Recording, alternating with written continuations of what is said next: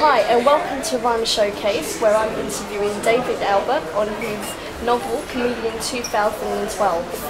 Hi David and welcome to the show. Thank you very much.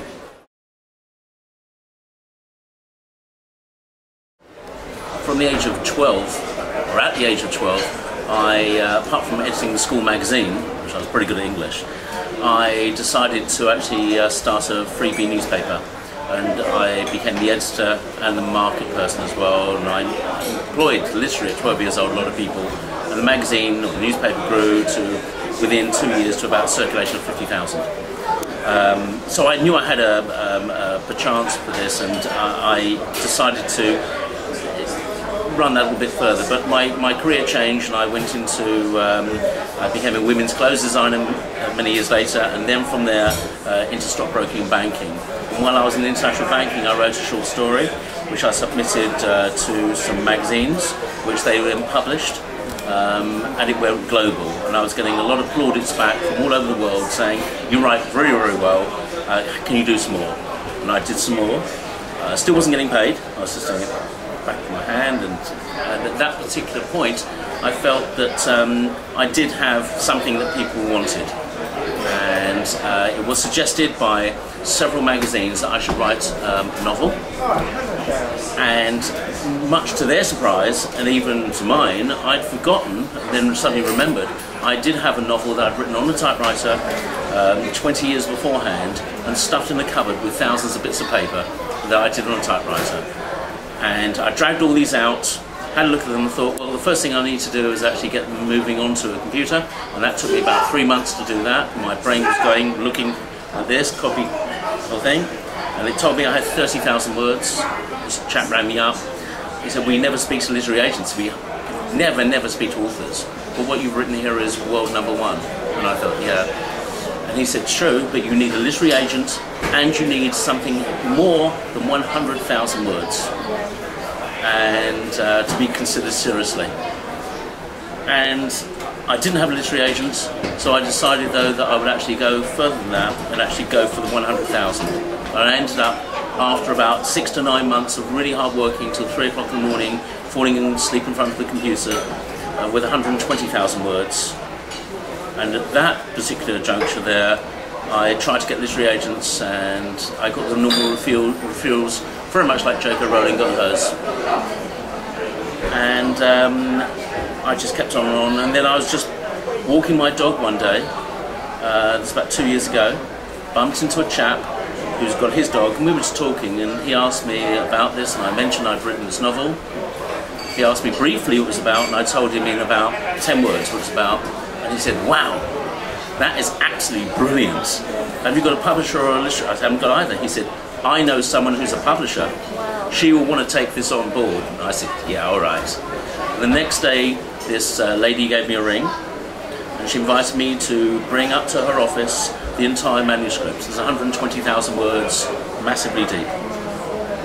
And because I knew what literary agents were after, the first 30 pages in the synopsis, I proposed that to her, and she told me in uncertain terms, bring the whole lot up. The second time I said to her, "No, you really want what the others want, the first 30 pages in the synopsis." She said, "No, I've just told you, you bring the whole lot up." And as I asked her the third time, she told me on the phone in no uncertain terms, "Do as you're told, bring the whole lot up, and I'll see you tomorrow." And the rest is history. Wow.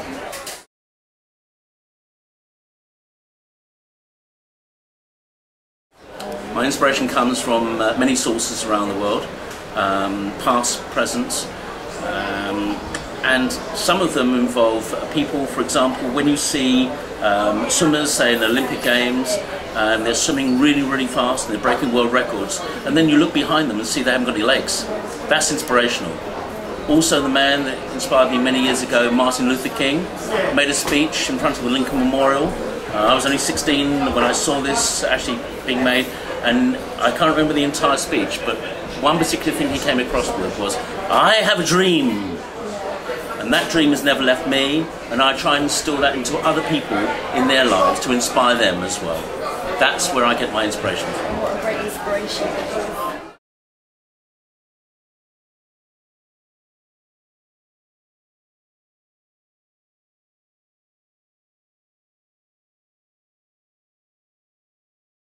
Okay, well, it wasn't to do with Barack Obama, although he's an inspiration in himself, but it was more than that. When I first wrote this, it was purely a thriller. That's all it was. And it wasn't until 7/7, that terrible disaster some years ago, the day after we'd been awarded the Olympics, that I decided to actually mix the Olympics into this, like baking a cake, and I could have mixed it, and then added a spice on top, which is a massive twist in this, which is causing the book to go erupting around the world right now. And it's a mixture of politics, religion and race, the three hot things mixed together, which most people don't like talking about, but I have mentioned in here.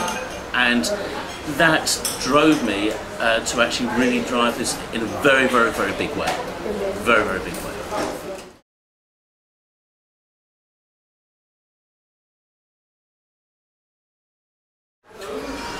A massive research. When you're writing a general book or something a bit wishy-washy, you can get away with it, but in this, because it's specific to do with politics, race, religion, locations as well, around the world, not just this country, you have to be very, very accurate in what you're doing, extremely.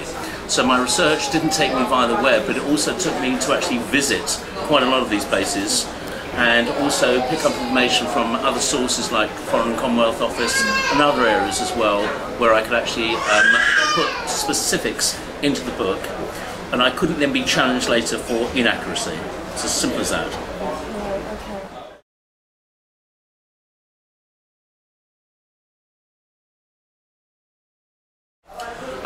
That's for the reader to make that judgment rather than me. I've written it as an observer rather than a participant, and it is really for the readers to make up their own mind at the very end of this, and as they're going through, of whether they believe that Tentacle as an organisation is good or bad, or a mixture of the two. Right, okay. So yeah, so basically make sure you read the book and make up your own mind on this. Absolutely.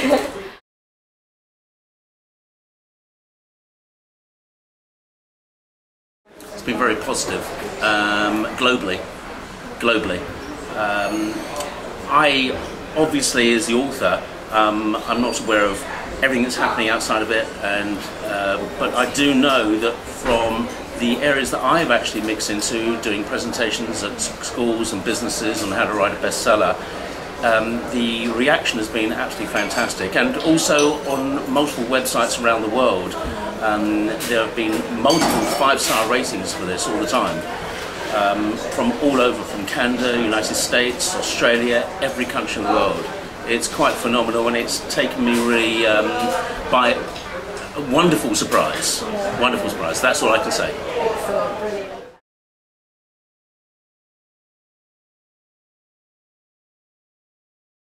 Where can you buy the copy? Well, first of all, my publisher has arranged that the novel is in 3 different sources. It's in hardback, paperback and Kindle. And Kindle is obviously exclusive to Amazon. So therefore Amazon is obviously a very big place to actually acquire it, plus other multiple websites around the world, and other stores, for example Waterstones and other major groups. It's too many of me to actually mention, but I'm sure your readers and your viewers will actually know where to go and what to do. They can go onto Google, they can check it out from there as well. I really don't know all the places, but if I can just tell you that I've had people contact me from across the globe saying they've been trying to get copies and it's been very difficult. They've been selling out faster than they've been coming on the shelves.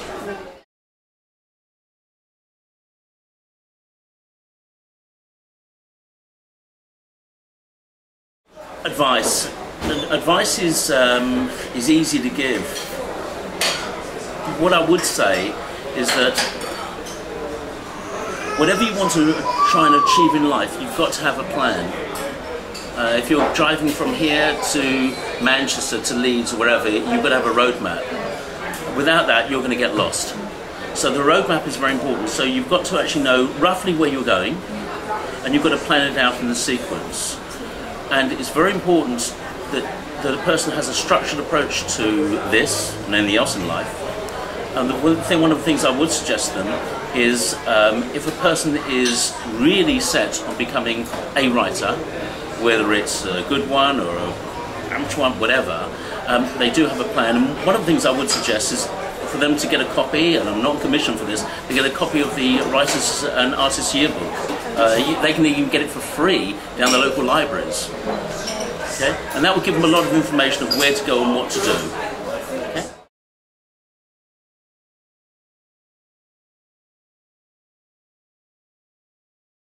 Well, I have actually been signed up because of the major success of the book to actually write a trilogy, continuing on from the first one, and I'm in the process of doing that right now. I really can't tell you what the content is, how far I've got, but it is proceeding right now to the plan that I mentioned before. Brilliant. Good luck with that. Yes, yes, love doing it. Thank you.